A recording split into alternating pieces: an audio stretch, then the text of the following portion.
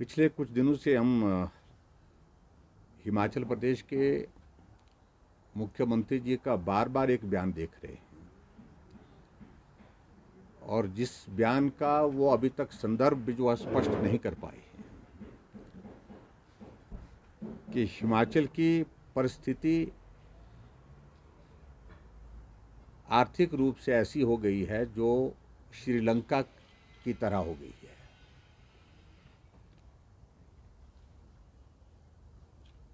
अब श्रीलंका के साथ हिमाचल की तुलना करना, एक तो मैं मानता हूं कि ये बिल्कुल भी सरासर गलत है।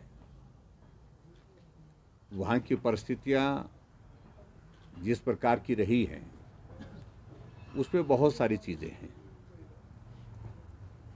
उनको हिमाचल के संदर्भ के साथ नहीं जोड़ना चाहिए। लेकिन उसके बावजूद भी किस प्रकार से कौन व्यक्ति है उनके सलाहकारों में से जिन्होंने हिमाचल को श्रीलंका के साथ जोड़ दिया, इस बात का जवाब तो वही देंगे।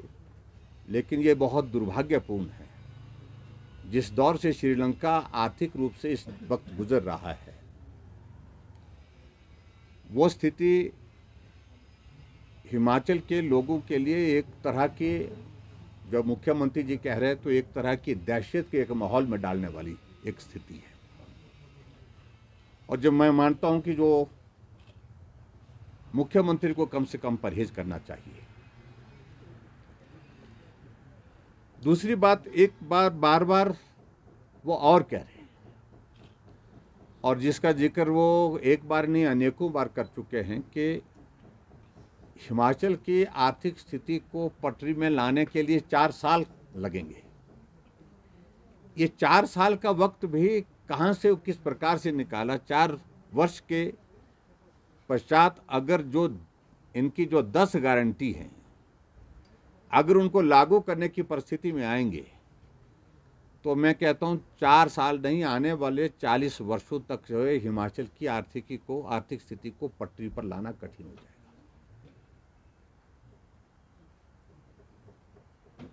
मैं इस बात से सहमत हूं कि जब चुनाव का दौर आता है तो सभी राजनीतिक दल सत्ता में आने के लिए कुछ बातें कहते हैं, लेकिन व्यवहारिक रूप से उन बातों को लागू करने की अगर परिस्थिति आती है तो वो स्थिति हिमाचल प्रदेश में सभी लोग देखने के लिए भी उत्सुक हैं कि वे लागू कैसे करेंगे, फाइनेंस कहाँ से वो अरेंज करेंगे।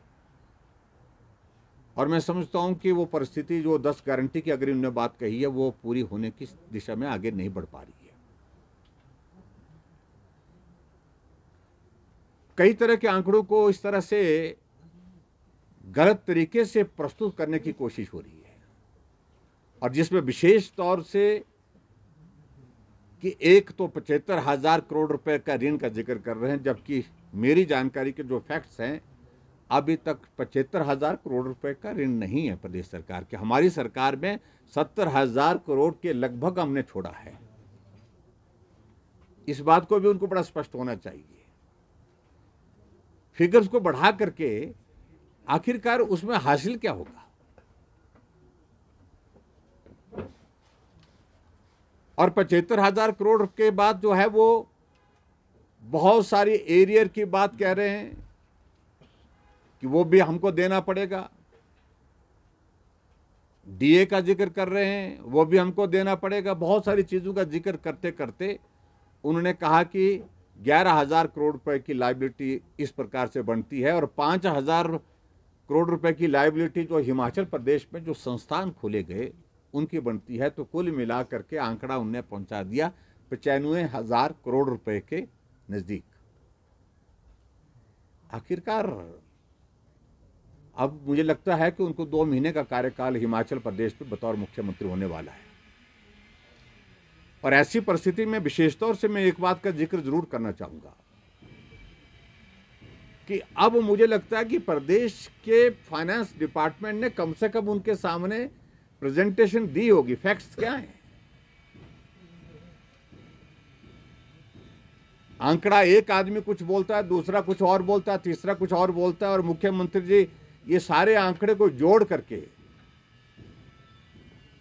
इस प्रकार से एक माहौल खड़ा करने की कोशिश कर रहे हैं कि जैसे हिमाचल प्रदेश में भारतीय जनता पार्टी ने ही लोन लिया, इससे पहले किसी ने लोन लिया ही नहीं। मैंने एक बात का जिक्र किया कि हिमाचल प्रदेश में जो सरकारें रही, अब जब से हिमाचल प्रदेश बना है 10 बार कांग्रेस की रही है, 5 बार भारतीय जनता पार्टी की, हमसे दुगना समय में रही है। और प्रदेश की अगर आर्थिक स्थिति के लिए अगर ऐसी परिस्थिति में अगर दोषी सबसे ज्यादा है तो मैं कह सकता हूं कि वो सरकार है जो लंबे समय तक रही, जिन्होंने लोन के बाद लोन लिया और कह रहे हैं कि आज कह रहे हैं कि लोन को चुकता करने के लिए लोन लेना पड़ रहा है। तो ये परिस्थिति उनको मालूम होना चाहिए। जब पिछली बार 5 साल पहले जब हमको हिमाचल प्रदेश में सरकार मिली थी, उस वक्त भी ये स्थिति थी। लोन को रीपे करने के लिए, लोन के ब्याज को रीपे करने के लिए भी लोन ही लेना पड़ रहा था उस वक्त भी, और ये आने वाले समय में भी परिस्थिति रहेगी। और दूसरी बात मैं ये भी कहना चाहता हूं, कर्मचारियों को भी आप एरियर देने से मुकर रहे हैं और ये कह रहे हैं कि ये लायबिलिटी पूर्व सरकार की है। अरे हमने तो हिमाचल प्रदेश में कर्मचारियों के लिए जो बेहतरीन जो किया जा सकता था, इस बात को कर्मचारी भी महसूस कर रहे हैं। अब महसूस नहीं कर रहा है, वो कर्मचारी बोलना शुरू कर चुके हैं कि जितना कोविड के दौर में भी हिमाचल प्रदेश में कर्मचारियों का एक दिन की सैलरी डिले नहीं हुई, कर्मचारियों की पेंशन में कोई दिक्कत नहीं आई। ऐसी परिस्थिति में लगातार हमने काम किया। और आप इस बात को देखते होंगे कि यूजीसी स्केल की अगर बात करें, हम आमतौर पर हिमाचल पंजाब को फॉलो करता है, पंजाब ने अभी तक भी दिया नहीं है, लेकिन हमने यूजीसी स्केल जो सारे एजुकेशन डिपार्टमेंट में जो हमारे कॉलेज और यूनिवर्सिटी में जो हमारे प्रोफेसर हैं उनको हमने जारी कर दिया, उनको स्वीकृत कर दिया। और इसके अलावा और भी मैं कहना चाहता हूँ, 2012 से पहले के जितने भी जो वेतन विसंगति के जो केसेस हैं कर्मचारियों के, उसका क्या हुआ? अब आप सरकार में हैं, ये प्रश्न तो अब आपसे ही पूछने पड़ेंगे। वो अभी तक लंबित हैं और मैं समझता हूं कि उस दिशा में इनको सोचना पड़ेगा। और इसके अतिरिक्त जो हिमाचल प्रदेश में जो संस्थान बंद करने का जो क्रम चला हुआ है, डिनोटिफिकेशन का जो क्रम चला है, वो लगातार अभी तक रुका नहीं है। मुझे जानकारी मिली है कि एजुकेशन डिपार्टमेंट के भी 386 इंस्टीट्यूशंस इन्होंने जो है स्क्रूटनाइज किए हैं और जो कहा कि ये आप लोगों ने पिछले 1 अप्रैल 2021 के बाद खोले हैं और ये संस्थान हमने चलाने हैं या नहीं चलाने हैं, इस बारे में कैबिनेट में फैसला लिया जाएगा। ये कभी हिमाचल प्रदेश में ऐसा नहीं हुआ। हिमाचल प्रदेश में संस्थान खोलने के बाद जो संस्थान फंक्शनल हो चुके हैं, फंक्शनल होने के बाद वहाँ पर नियमित रूप से सारी व्यवस्थाएं चल पड़ी हैं और उसके पश्चात वो संस्थान हिमाचल प्रदेश में कभी बंद नहीं किए गए हैं। अलग परिस्थिति, इक्का दुक्का कोई ऐसे अगर केसेस होंगे तो हो सकते हैं, लेकिन अन्यथा इस तरह की परिस्थिति नहीं रही है। लेकिन फिर भी हिमाचल प्रदेश में अब यही क्रम चला कि बंद करके, हमने कहा कि बंद करके हासिल क्या करोगे, कि हमको गारंटियां देनी है, अपनी पूरी करनी है। कि हमने तो एक बात कही कि आपने गारंटी की कमिटमेंट की है, उसके लिए रिसोर्सेज जहाँ से भी जनरेट करने आपको है आप करिए, कोई आपत्ति नहीं। लेकिन संस्थानों में ताले लगा करके और चली हुई जो हमारी योजना है उनको बंद करके, इस प्रकार से अगर बंद करने की कोशिश करेंगे, आप जो है वो अपनी गारंटी को पूरा करने के लिए काम करेंगे, तो उसको कोई भी प्रदेश का नागरिक स्वीकार नहीं करेगा। ओपीएस के सिलसिले में मैं बड़ा स्पष्ट करना चाह रहा हूं कि बताएं तो सही फॉर्मूला क्या आपने उसमें लागू किया है। कहा था कि पहली कैबिनेट में हम करेंगे, लेकिन पहली कैबिनेट के लिए 1 महीना लग गया। 1 महीने के बाद फिर पहली कैबिनेट हुई और पहली कैबिनेट में बात वही हुई जो चुनाव से पहले इन्होंने घोषणा की थी कि हम ओपीएस को लागू करेंगे। लागू करने की घोषणा करने से नहीं, आप करके रहें, कैसे कर रहे हैं। और मैं इस बात से सहमत हूं कि हिमाचल प्रदेश में ओपीएस के अभी फाइनेंशियल इंप्लीकेशन बहुत ज्यादा नहीं है, लेकिन हमको फॉर्मूला तो बताएं। किस आधार पर आप हिमाचल प्रदेश में ओपीएस को लागू करने की प्रक्रिया को शुरू कर रहे हैं, ये स्पष्ट तो हो जाए। और इसी प्रकार से हम हिमाचल प्रदेश में एक चीज को देख रहे हैं कि विधायक क्षेत्र विकास निधि जो विधायकों को, चुने हुए विधायकों को अपने अपने क्षेत्र में विकास करने के लिए मिलती है, और विकास करने के लिए वो अपने सभी क्षेत्र में जाकर के लोगों से योजनाओं को बनाते हैं, लोगों की डिमांड पर। लेकिन अभी कहा गया, प्लानिंग की बैठक में कहा गया कि विधायक क्षेत्र विकास निधि की जो अंतिम किस्त जो बची है 50 लाख रुपए की, उसको जारी नहीं करेंगे। हमने जो प्लानिंग डिपार्टमेंट और दूसरे जगह से हमने जब पूछा तो कहा गया कि फाइल गई है, अभी तक उस फाइल के मुताबिक जो है निर्णय हुआ नहीं है। तो मालूम पड़ा कि विधायक क्षेत्र विकास निधि जो जनता के चुने हुए प्रतिनिधियों के जनता के विकास के कार्य को पूरा करने के लिए हमने अपने अपने क्षेत्रों में विधायक विकास निधि के माध्यम से अलग से योजनाएं बना करके रखी हुई है। और विधायक विकास निधि तो हमने उस वक्त भी बंद नहीं की थी, थोड़ी देर के लिए हमने थोड़ा पोर्शन उसका काटा था जब कोविड का दौर था। आज तो कोविड का भी दौर नहीं है। और इसी तरह से जो डिस्क्रिशनरी ग्रांट विधायकों की, उसको भी रोकने के लिए बोल दिया गया है। और इसी प्रकार से हम हिमाचल प्रदेश में एक नहीं बहुत सारी योजनाओं को देख रहे हैं। अटल वर्दी योजना, उस पर भी प्रश्न चिन्ह खड़ा हो गया है। और उसी तरह से आगे बढ़कर के हिम केयर के लिए जो प्राइवेट इंस्टीट्यूशन थे जहां लोगों को स्वास्थ्य की सुविधा मिलती थी, उसमें उसको भी उनको डिनोटिफाई कर दिया, उनको बंद कर दिया गया। आयुष्मान भारत को कि उसको भी बिल्कुल स्लो डाउन कर दिया गया है और कहा जा रहा है कि पैसा नहीं, वो तो बड़ा सीधी सी ऐसी स्कीम है जो केंद्र और प्रदेश सरकार के दोनों के शेयर के साथ जो है वो आगे बढ़ेगी। ऐसी जहां आदमी की जिंदगी को बचाने के लिए योजनाएं बनी हुई है प्रदेश और केंद्र की, उनको भी बंद करने की चल रही है, बातें चल रही है।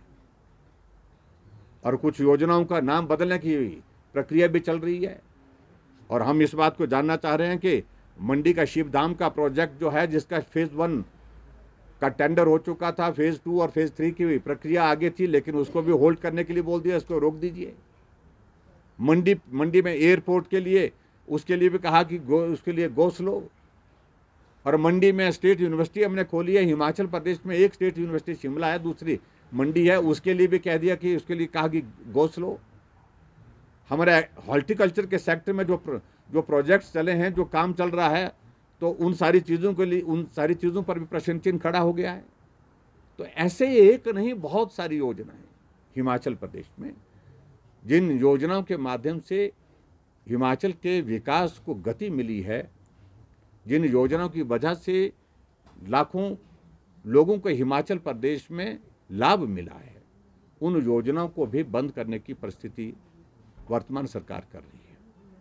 और अभी तक हम उम्मीद कर रहे थे कि हिमाचल प्रदेश में एक बहुत बड़ा, एक इंडस्ट्रियल सेक्टर में एक बहुत बड़ा एक विषय चल रहा था कि जो 2 सीमेंट इंडस्ट्री जो है बंद पड़ी है, सरकार आने के बाद तीसरे दिन के बाद ताला लग गया, वो ताला अभी तक भी खुला नहीं।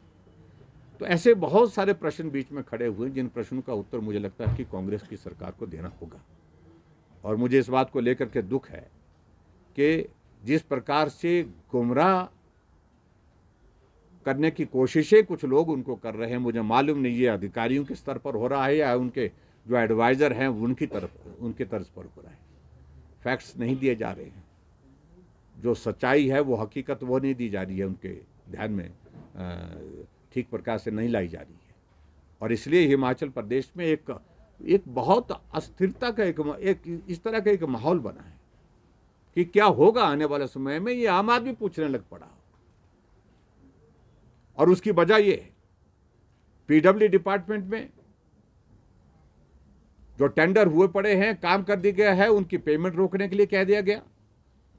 और उन लोगों को कहा जा रहा है कि पहले यहां आओ, पहले बात करो, पहले ठेकेदारों को कहा जा रहा है, मैं आपको इसकी कहानी बड़ी लंबी जाएगी, ठेकेदारों को यह कहा जा रहा है कांग्रेस पार्टी ज्वाइन करिए, फार्म भरिए, उसके बाद आपको जो है आगे की जो आपने जो काम किया है उसका जो है वो पेमेंट आपको तभी मिलेगा। सूचियां बनाई जा रही हैं और यही दूसरे महकमे में भी किया जा रहा है। मुझे अपने ही क्षेत्र के लोग आए थे, मंडी पीछे में गए तो मंडी में बहुत सारे लोग मिले कि टेंडर होने के बाद हमने नियमित रूप से जो काम करना था हमने करके रखा, लेकिन उसके बावजूद पेमेंट होल्ड कर दी गई है। और पेमेंट होल्ड इसलिए की गई है कि हम बोलते हम इस पर स्क्रूटनाइज करेंगे कि भाजपा का कौन है, कांग्रेस का कौन है। कॉन्ट्रैक्टर तो कॉन्ट्रैक्टर है और उन्होंने टेंडर की प्रक्रिया में से बढ़ कर के टेंडर को लिया है। और ऐसी परिस्थिति में टेंडर जब कंपटीशन में लिया गया है और जिसकी टेंडर की सारी औपचारिकताएं पूर्ण करने के बाद टेंडर लगाया गया है, तो उनकी पेमेंट समय पर होनी चाहिए, निश्चित रूप से होनी चाहिए, ये मैं कहना चाहता हूं। और बाकी सारी चीज़ों को लेकर के मैं ज़्यादा नहीं कहना चाह रहा हूं, लेकिन दुर्भाग्यपूर्ण परिस्थिति, एक अलग तरह का माहौल आज से पहले कभी हमने हिमाचल प्रदेश में देखा नहीं, जो वर्तमान में खड़ा हुआ है कि हिमाचल की तुलना श्रीलंका के साथ करना, ये बहुत दुर्भाग्यपूर्ण है। और एक बहुत ऐसा एक माहौल पूरी प्रदेश की जनता के बीच में खड़ा कर दिया कि कर्मचारियों को आने वाले समय में सैलरी नहीं मिलेगी, लोगों को विकास के लिए हिमाचल प्रदेश में पैसा नहीं मिलेगा। श्रीलंका की स्थिति तो यही है।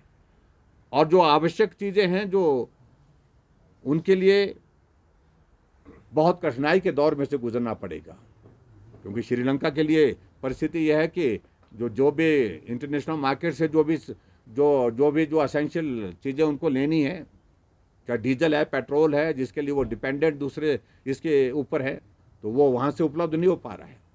तो इस तरह से यहाँ पर भी परिस्थिति इस तरह की पैदा करने की कोशिश कर रहे हैं माहौल, इन बातों को कह करके मैं समझता हूँ वो उचित नहीं है। और हिमाचल प्रदेश में अब जनता एक ही बात चाहती है कि अब काफ़ी हो लिया, कि आपने ये ऋण का रोना काफ़ी हो गया, अब आगे की काम की बात की जाए। और सभी लोग इंतज़ार कर रहे हैं और इसलिए हमारी अभी कार्य समिति की बैठक थी, उसमें हमारे नेताओं ने कहा कि ये सरकार तो इंतज़ार की सरकार, कर्मचारी अपने एरियर का इंतज़ार कर रहे हैं, ओपीएस वाले ओपीएस का इंतज़ार कर रहे हैं, और फैक्ट्री में ताला लगा है वो ताला खुलने का इंतज़ार कर रहे हैं। महिलाएं 18 से 60 साल की आयु की जो है वो 1500 रुपये अपने खाते में आने का इंतज़ार कर रहे हैं। हिमाचल के वासी 300 यूनिट बिजली के फ्री मिलेंगे, इसका इंतज़ार कर रहे हैं। और हिमाचल प्रदेश का बेरोजगार नौजवान 5 लाख नौकरियों का इंतज़ार कर रहा है। और ऐसी परिस्थिति में ये इंतज़ार की सरकार, मुझे लगता है कि अब आने वाले समय में ऐसा ना बोल दे हिमाचल प्रदेश की जनता कि अब हम इस सरकार का जाने का इंतज़ार कर रहे हैं। तो यही मुझे आप सबके बीच में कहना है।